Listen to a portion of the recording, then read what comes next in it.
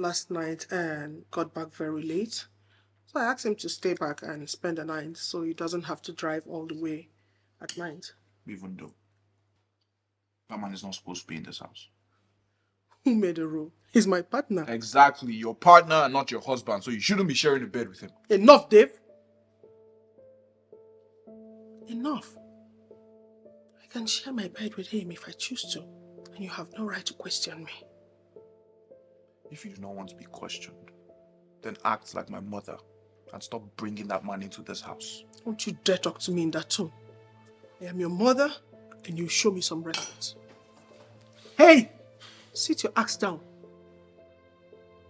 and continue eating your breakfast. Go ahead and eat. Eat!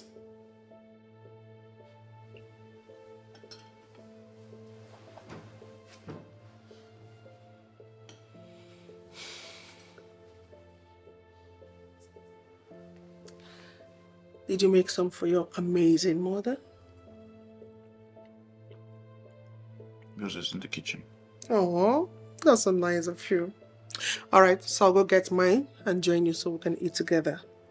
You can be so troublesome at times, but I love you that way. I'll be right back.